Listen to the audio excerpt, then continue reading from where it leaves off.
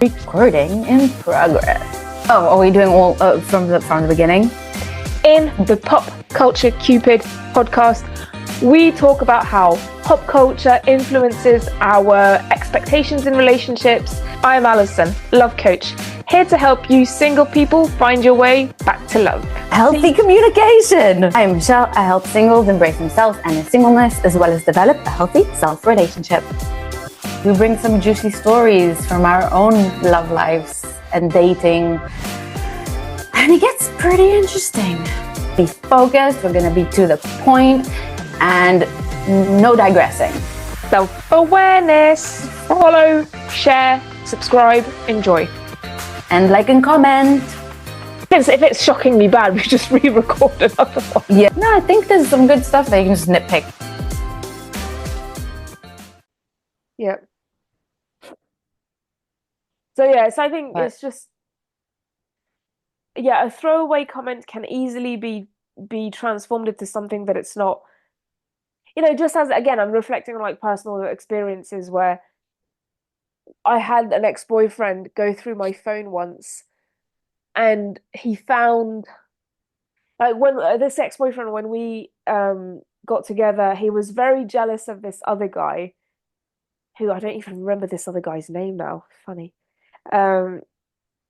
He was very, very jealous of him, and I always said like that nothing had ever happened with this guy, and that is the truth. Nothing ever happened with that guy. And one night, this ex-boyfriend kind of loses it and goes through my phone and finds a message where this guy and we plan on meeting up. mm-hmm. He tells me this, and I'm like, "What are you saying? Like, I really honestly don't know what you're talking about." And he had found a message like 2 years previously. Like, he and I weren't even together when that message was sent. Wow. Oh my God. And I was like, did you look at the date stamp? Like, this is when we were at school, so there was probably an event with other people happening at the same time, and I don't even remember. And like, we're not like, this was a year and a half before you and I got together. Oh my God. This one little thing of just, this one thing of, let's meet up for drinks 2 years ago became this whole situation. And that's exactly how, you can blow things out of proportion. And I think that's what happened with Hannah and Nick and, everything else. And I think Marissa was trying to be the voice of reason of like, everybody's a bit shitty, but easily got influenced into girl power and girls can't do anything wrong. Which is what, Monica was like, girls can't do anything wrong, and Hannah is the best human being. And, funnily enough, is it Tyler? No, that's the guy. What's the girl's name in that couple? Alexandra? No. There's Tyler and Tyler and Garrett. Garrett. Yeah, Tyler. Yeah. Taylor. It's Taylor, not Tyler. Taylor. Okay. Like, I was trying, I wanted to see if she was reacting, and that couple, Taylor and Garrett, like, they said nothing. And I was just like, because they probably, the truth is somewhere in the middle where, they both, none of these people are profoundly toxic. Again, back to this documentary where, there are some things that are horrible and unjustifiably so. And then there are other things where people are just a bit shitty sometimes, and it happens, and everything gets amplified, and we need to kind of let things go of just, people are on this show are between 26 and 34. There's room to grow.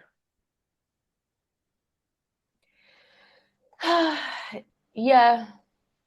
I feel like it was just like such an immature kind of way of trying to bring him down and turn the table on him and make him be the bad guy. Sort of like they did exactly the same thing to what's his name with Zenab and Zach.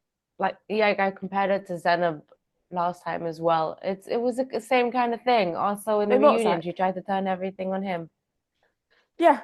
Oh, and when they came up with the receipts at the end, that was so good. Yeah. It's Zenab Cole. Well done.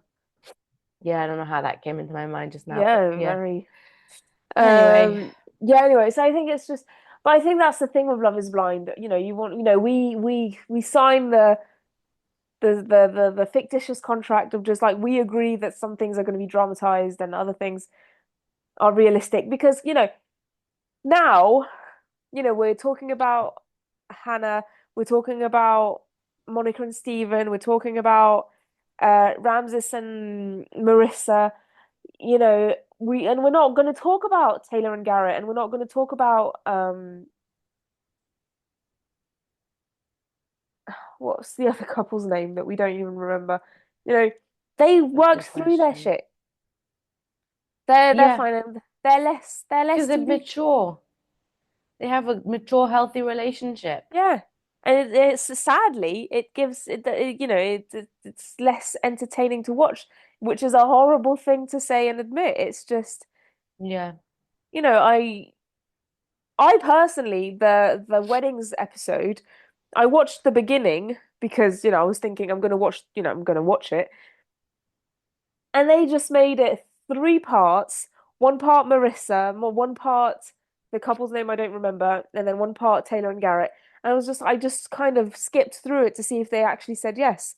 And if they said no, I would have Yeah. gone back. But they said yes, Yeah. There is a Tyler. It's Tyler and Ashley. and that's the other couple, Yeah. right? And and just to come on to speak on the Tyler and Ashley thing about the sperm donating thing, um, I found it very interesting the way. On Love is Blind, there are some contestants that go into it thinking, I want to find love and I want to be genuine, and some go into it just for the clout. And then some contestants they come out hating Love is Blind, and some contestants come out Mm-hmm. loving it. It's funny, and you can tell. And from what Ashley was saying, she was saying, I wanted to be genuine, I wanted to be true for the cameras. And so what they were saying about, we had this huge conversation off camera and then decided to have a conversation on camera, um, I did not see coming. And I believe it was true. I believe that, Mm-hmm. they had this huge conversation where they said everything, and which I thought it was a bit of a shame to put it on camera, uh, because of the backlash on those kids, supposedly. But I thought it was interesting. I'm glad they had that Yeah. conversation um off camera, and though, I don't mind not getting to see it because it doesn't, at the end of the day, it's their life, whenever I see drama around the royal family and things like that, I'm just like, let them live their lives. Like, this isn't just, she said, he said, they cheated, things like that. This is other Yeah. people's lives, this is children, this is profoundly intimate details of other people's lives. I don't want to hear about that if they're not happy to share. Yeah. The sad thing is that most people aren't like that. They're very curious and they're very maybe even bored with their own life and they have to know what's going on and they want Yeah. to know everything and they have to dig into it. And I think that's just so unhealthy. It's like go be curious about something else. Go, Yeah. I don't know, get a life. But yeah, I completely agree. I think it's none of our business, even though they chose to go on this show. They don't have to share every single detail of their life Yeah, on it exactly. because they're here for something very specific. We're here to see them fall in love and find love. We're not here to see them talk about their whole life history and everything they did and judge them for it. No, I So, completely,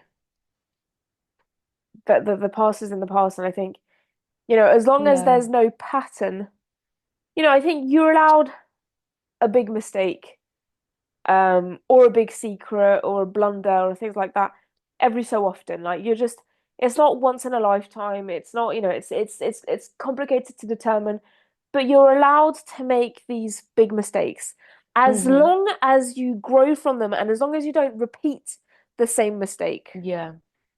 For example, you're allowed, let's say you cheat on someone once, um, and you get over it and you work through it and things like that, you're never allowed to cheat on them again. But you're allowed to make some other big mistake that is of non, you know, what legal impact. You're just Yeah. allowed to make this huge blunder as long as it's not a pattern. And so here, Tyler, his mistake was not being, really upfront about it at the beginning, because I think we talked about it. He should have said it as soon as they got out of the pods, but then it's complicated because of production and everything. That he could have found a better way. So anyway, that's his kind of blunder. Well, Yeah. he's just not allowed to have a similar blunder ever again, but he's allowed to have other blunders as long as he grows from them. Yeah. I think, well, he shouldn't have any more sperm donor kids. Um, No. but I think it also depends on the intent behind it because he had no intention of, hiding a huge secret from her and doing something deliberately that would hurt her. I think he just had, the best intentions in mind and it sort of didn't go so well. So, Yeah, yeah. It's anyway, things are never that deep. You no, know, I think as long as they're as deep as you make them. yeah, they're as deep as you make them. Yeah, exactly. They are as deep as you make them, and and things are as bad as you let them, as you let them be. Um, Mm-hmm. and I think, Yeah. it's easy to get over, as soon as you accept, I think we've said this before, but as soon as you accept that A, nobody's perfect, absolutely nobody, not even Yeah. you, and B, the world does not revolve around you. Like, Mm-hmm. genuinely, the world does not revolve around you. Somebody doing something that may have a consequence on you, like they did not do it against you. Um, Mm-hmm. so as soon as you accept those two facts, then it's easy to let go of a lot of stuff. And I'm not saying you need Yeah. to accept bad behavior and like wishy-washy behavior. I'm just saying that the blunders, you get over them fast. If another example is like Monica and Steven, where A, she's not perfect, and B, Steven, the way he behaved, it was not to hurt her, then get over it and that's it. Yeah, fine. I think she was right to break up with him. If he wasn't her type, he messed up way too early in the relationship. That was that, and they weren't compatible sexually and everything. That was fine. And it should have Yeah. been that. It should have been fine. We broke up. We're not meant to be together, and that be that. Not a year later, still go over it and still bash over it and things like that. It's just no, it's not worth it. It's true. I think they're also not they're way too different, Monica Yeah, and Steven. I think he put his foot in his mouth and he did dumb shit, but she also she's like way too she's nitpicky. like taking it. Yeah, she's like I don't know. I don't even know how to express it. She's like this Mm, person where you just like with these death glares, and I'm like scared to even like approach her. It's like she just has this ugh, yeah, scary vibe to her. And I think she also like throughout the show, she was very harsh on him all the time. And she was also, there was even one point that she goes, I think he's scared of me. And I think she enjoyed that. She yeah, loved it that he was like fearful of her and he had to think of every single reaction and he had to, always suck up to her to be on her good graces. And that's not a healthy relationship dynamic at all. And I think it was like also sort of a self fulfilling prophecy preservation. of like Mm.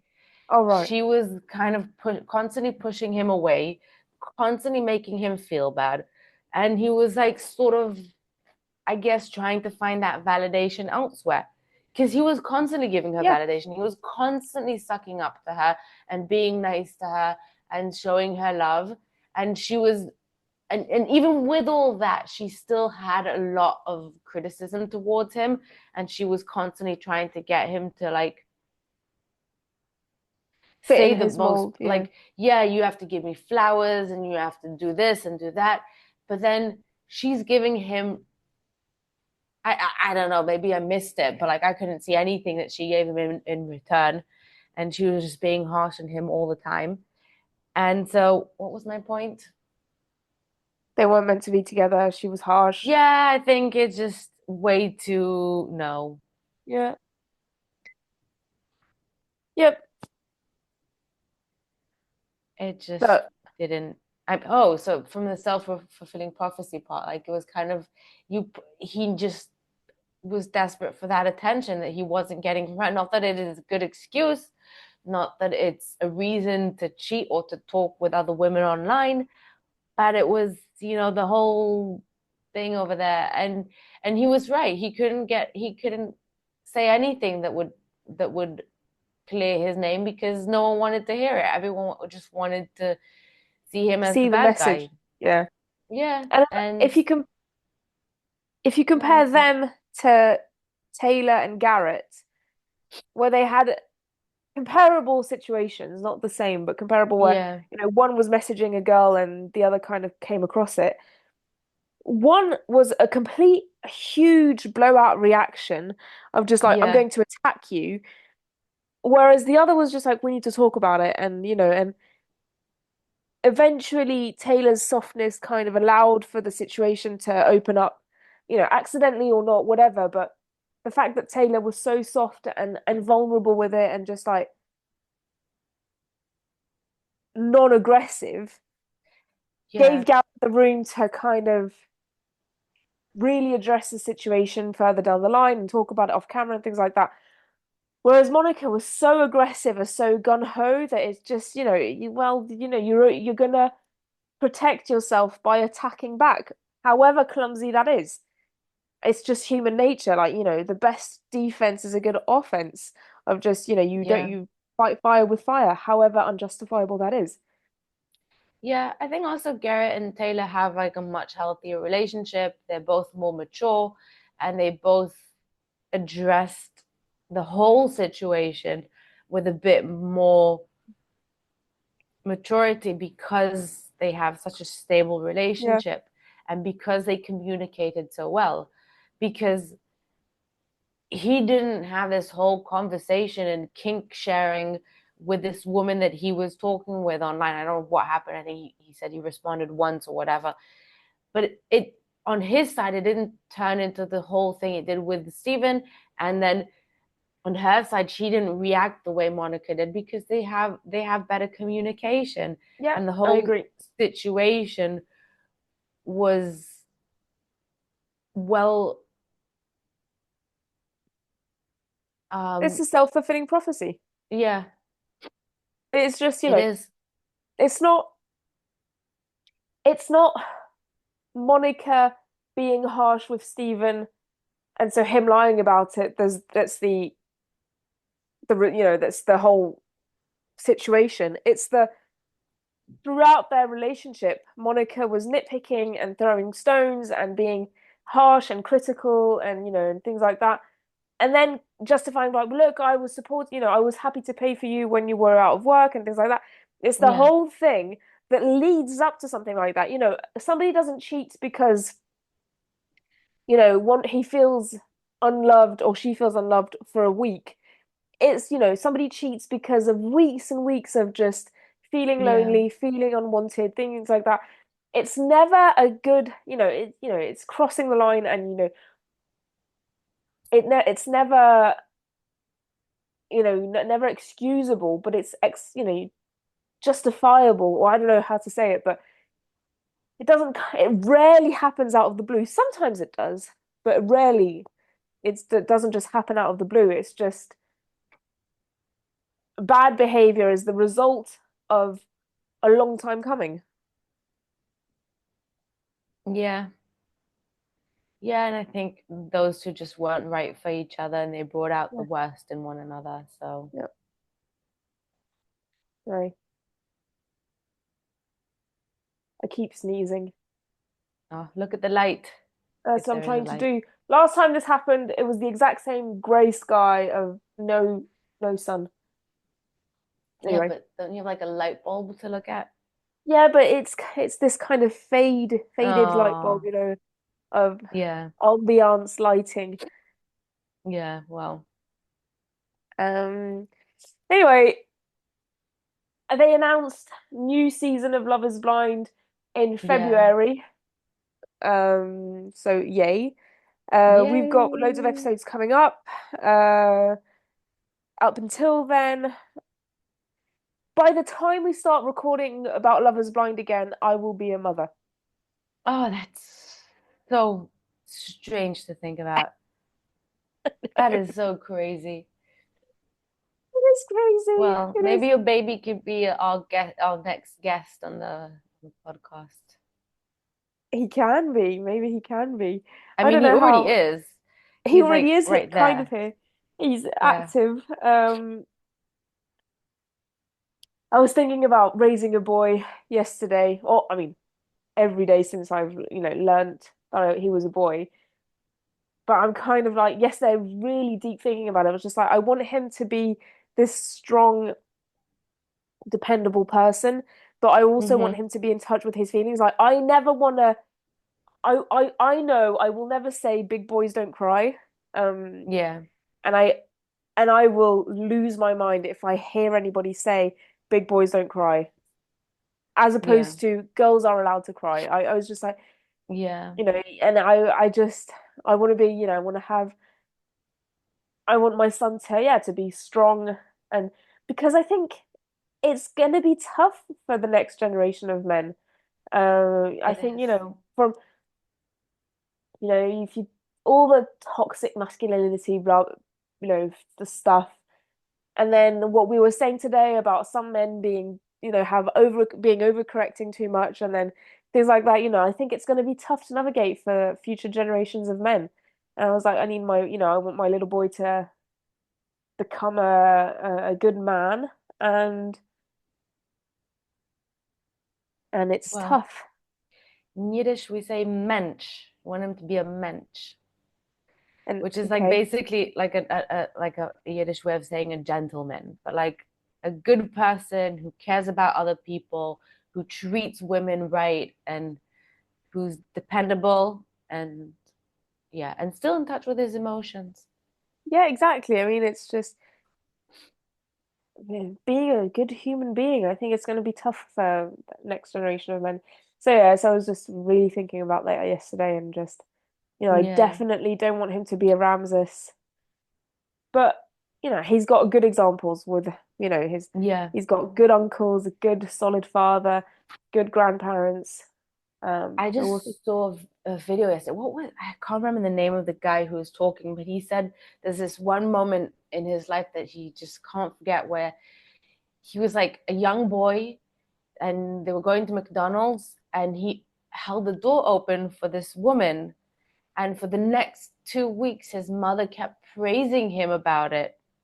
And he said that her making him feel good about doing something good for someone else is what helped him become a better person and be a good Mm. person because he understood that, you know, he made that, yeah. Anyway, yeah. So Yeah, I thought yeah, that was nice. Like when someone does something good and you make him feel good about it. yeah, exactly. Rewarding good behavior type of thing. Yeah. So anyway, we're off. We're gonna go to the cinema right now. Yeah. I think Nice. so. Enjoy. Thank you. We're gonna see The Wild Robot. I don't know if I you've. have no idea. Yeah, it's like aimed at 10-year-olds, but a bunch of our friends have seen it and they're like, it's amazing. You need to go and see it. So we're gonna Oh, go. nice. It's like Inside Out. I went to watch Inside Out with Exactly. my sisters and nieces, and it was amazing. I think we enjoyed it more. So, Yeah, Inside Out. The second one is so good. The first one is amazing as well, oh, but yeah, I cried. I almost cried. Well, got emotional. anyway, everyone let Anyway, us know what you thought. We're gonna be, this is the last episode about Love is Blind for 2024. yeah, We've got recorded episodes about other topics. We need to find some time to record the new jingle. Actually, let's make time for that this week or next week, of just recording the new yeah, jingle. let's do that. Yeah, Um So I'll just kind of need to redo some of the videos, but that doesn't matter. Yep. Sounds good. Bye, everyone. Bye bye.